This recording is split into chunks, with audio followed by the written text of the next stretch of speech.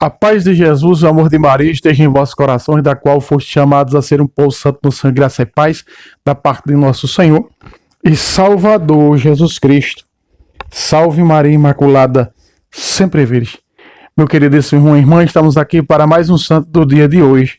Hoje, 4 de novembro, dia de São Carlos Borromeu.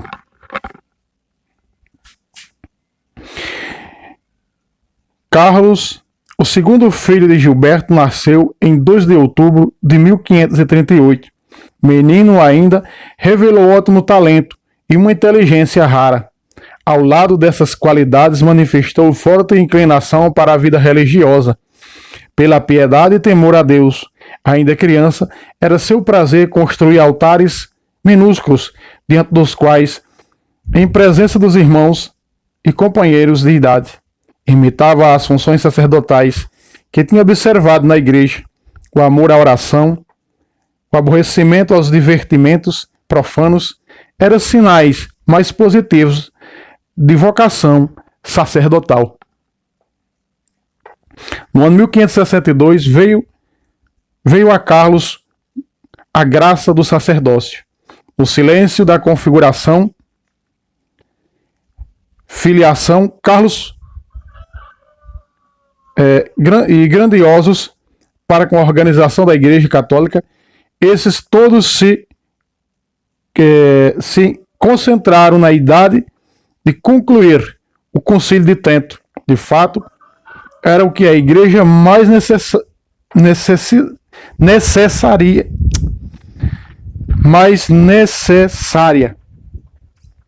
Às vezes eles colocam coisa que não dá com a frase. Não é? Veja, é o santo dia pela canção nova, viu? Como base e renovação da renovação e consolidação da vida religiosa. Carlos, sem cessar, chamava a atenção do seu tio, que era geral, e foi eleito Papa, com o nome de Pio IV. Olha aí. Para essa necessidade reclamada por todos os amigos da igreja, de fato, o concílio se realizou, e Carlos quis ser o primeiro a executar as ordens da nova lei, ainda que por essa obediência possui de deixar sua posição para ocupar outra inferior. Carlos sabia muito bem que a caridade abre os corações também à religião. Por isso, grande parte de sua receita pertencia aos pobres, reservada para si, só o dispensável, heranças ou adequado, que lhe vinha dos bens de família, distribuía-os entre os desvalidos. Tudo isso não aguenta comparação com as obras de caridade que o arcebispo praticou, quando em 1569 a 1570 a fome e uma epidemia assemelhante à peste invadiu a cidade de Milão. Não tendo mais que dar, pedia ele próprio esmolas para os pobres, e abria assim fontes de auxílio que narradas ficaram fechadas. Quando, porém, em 1576 a cidade foi atingida pela peste e o povo abandonado pelos poderes públicos, visto que ninguém se compadecia do povo, ainda procurava os pobres doentes, dos quais ninguém lembrava, consolando-os e dava-lhes os santos sacramentos.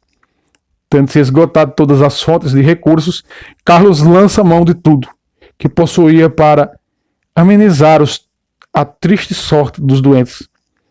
Mais de 100 sacerdotes pagos com a vida e a sua dedicação a serviço dos doentes. Deus conservava a vida do arcebispo, e esse se aproveitou da ocasião para dizer duras verdades aos ímpios e ricos esquecidos de Deus.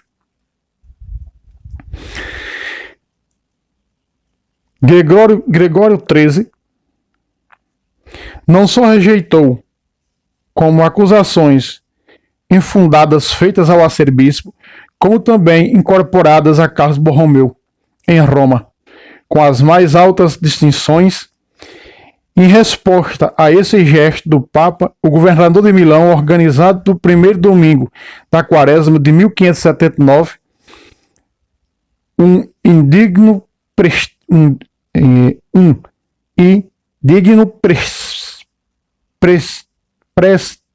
préstito cavalesco pelas ruas de Milão, precisamente à hora da missa celebrada pelo arcebispo, o mesmo governador que tinha guerra ao prelado, movera e tantas hostilidades contra São Carlos, estimulara no leito de morte, reconheceu o erro e teve consolo da assistência do santo bispo na hora da agonia.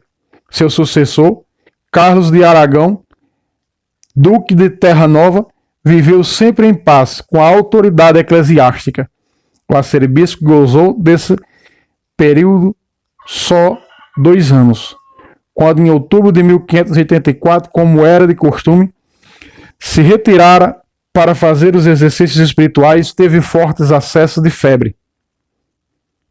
de febre, aos quais não deu importância e dizia: um bom pastor de almas deve saber três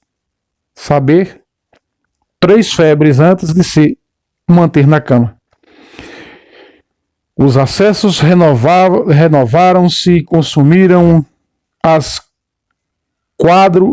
quadros do arcebispo.